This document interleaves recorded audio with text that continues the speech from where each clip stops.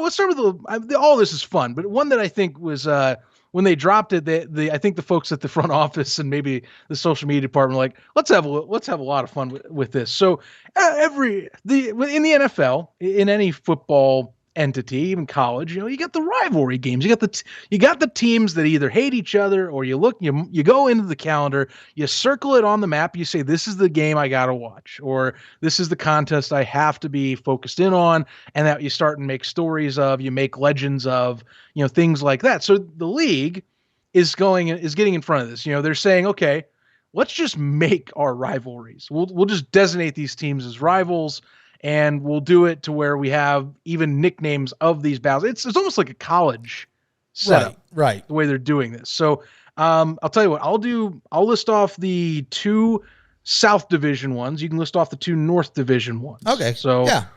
So here we go. For the South Division matchups, here's what you got. For the South, you have the Double Down Derby, which is the Birmingham Stallions take on the Houston Gamblers. And these rivalry matchups are all week 2 to start. So this is to solidify those in the second week of the season. That's when these go. April 23rd and 24th, or that Friday night matchup that Stefano mentioned for the 22nd. The Double Down Derby is the 23rd. And then there's the Breaker Bay Brawl. Very much alliteration that they're trying to run with these.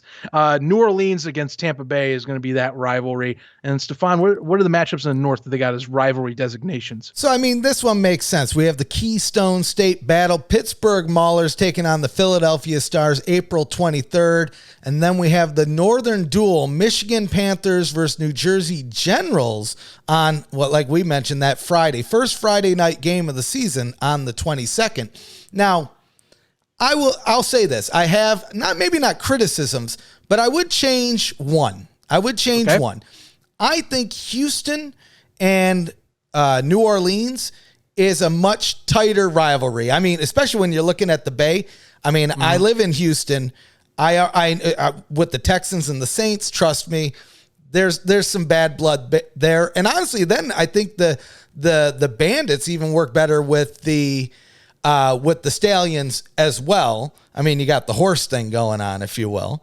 Those are my criticisms. Now, I have heard some things online of saying, well, why manufacture the rivalries? These things are going to happen naturally.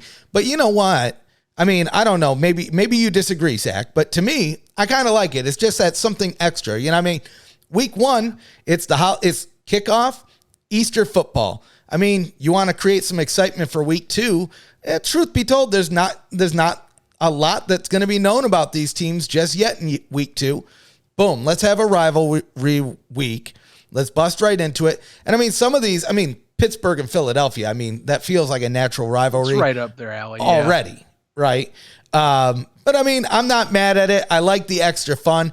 I'm looking now, this is where my curiosity peaks is, if we're seeing things like this for week 2, I'm really interested to see what that marketing machine builds up as we go out throughout the season, right? It's not just going to be, hey, it's week 1, it's week 2, it's week 3. Man, we already have opening week, rivalry week. Then we go into week 3 where we start getting the schedules that are kind of written based off of the positioning.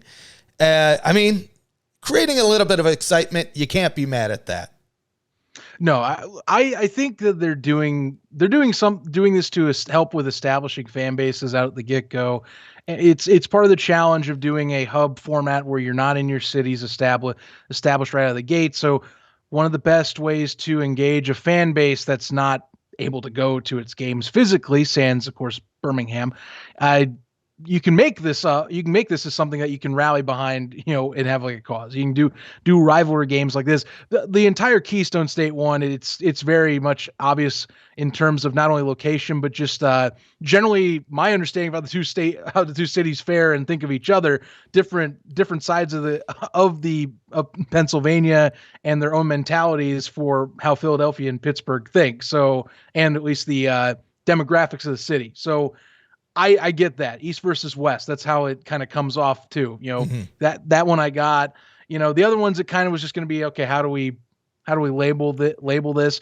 If we're talking like OG USFL, which I know again they don't, but this one is not related to the history of the old one. Right. We know that. But to reference that, if we want to go look back at that and for some rivalries based off the 8 teams here, we had the business rivalry of the Bandits and the Generals back in the day, John Bassett versus Donald Trump, two mentalities, one lot of spending, hypercapitalism, the other very much a minimal conservative, very much focused on team building aspect. And then you had another rivalry that I felt just made great matchups back in the day, the old versions of the Michigan Panthers and the Philadelphia Stars, two of the top teams from that 3-year period of the OG version.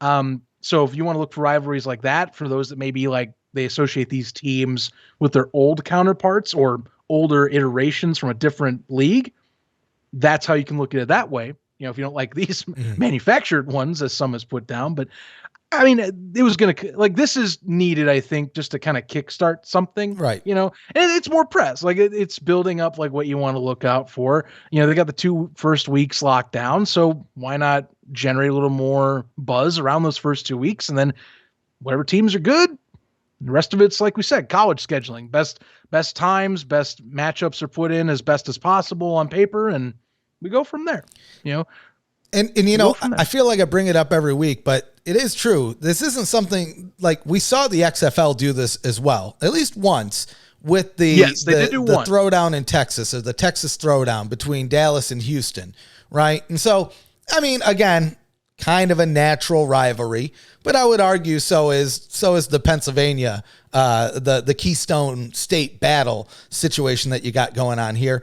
And like I said, a little bit of fun. Hopefully, I mean, really at the end of the day, what is this for? What is the mission of doing something like this? It's not necessarily for you or me, Zach, and it's not for a lot of the people that follow us necessarily either.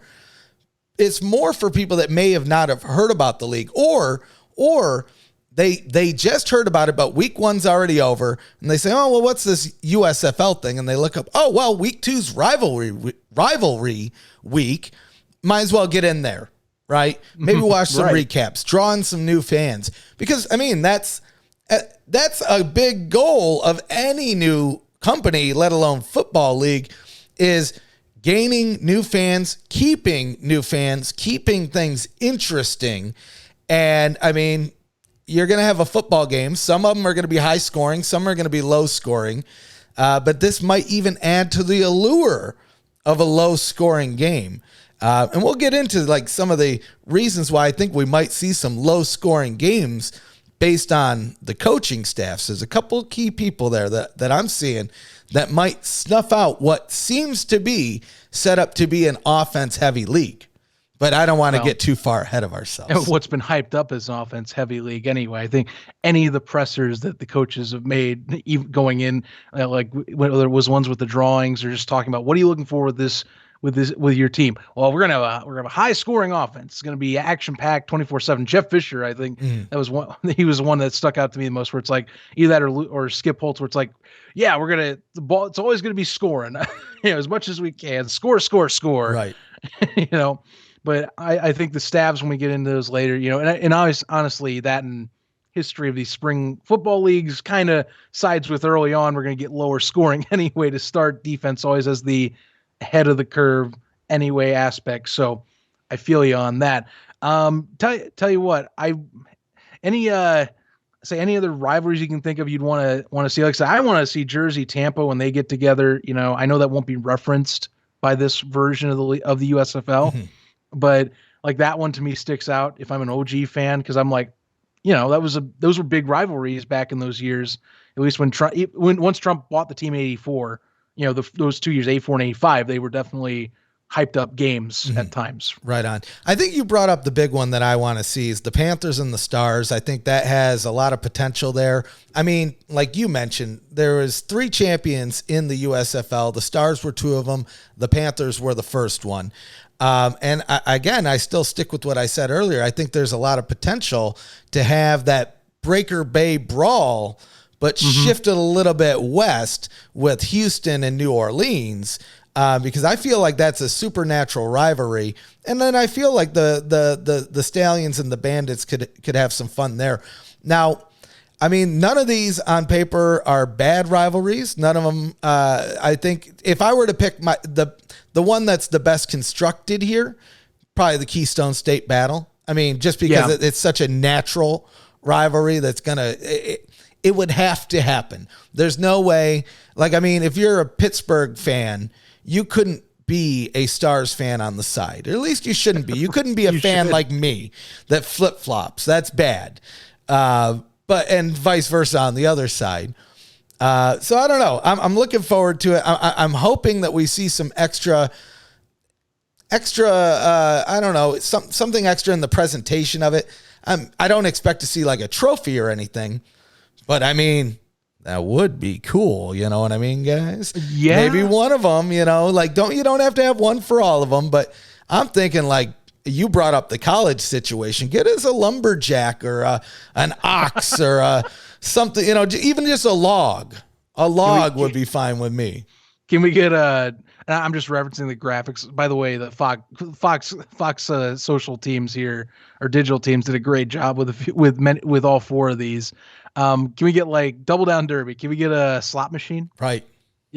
Winning. So like winning coach has to walk away with that, or until the next matchup, you got the horse that's exchanged for the Birmingham Stallions. Winner gets one thing or the other. Right. Or something like that, or like Baker Bray. I will say the Breaker Bay Brawl, very hard one to say if you don't slow down what you're talking about. By the way.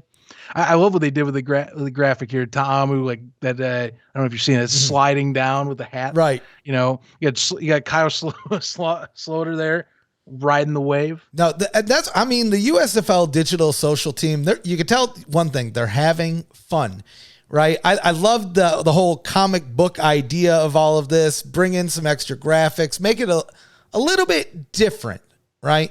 That's the one thing, and I've said this in the past with other leagues, and I'll say it with this one. One of the great things about being a spring football league is you have the opportunity to experiment. Now, naturally, you don't want to experiment too much or you end up like the XFL in 2001, but you can experiment enough to do fun things like Rivalry Week or graphics of this nature, or, all sorts of just even tweaking the rules a little bit. I think that's maybe why I'm so intrigued by secondary or spring football leagues is I like things that are a little bit out of the norm, a little bit different. And so far, going into this year in 2021, there was a lot of concern. Hey, the league's not talking much. There's not a lot of news coming out. Well, that is not happening anymore. We're getting at least weekly drops, it seems like, and most of the time we're getting more releases than one in a week with other bits of news coming in. And you brought up the big one, dude. We have training camp starting next week. So we have the rosters, we have the teams now really coming together. And in less than 4 weeks, we're going to be watching some USFL football, either in person or via simulcast.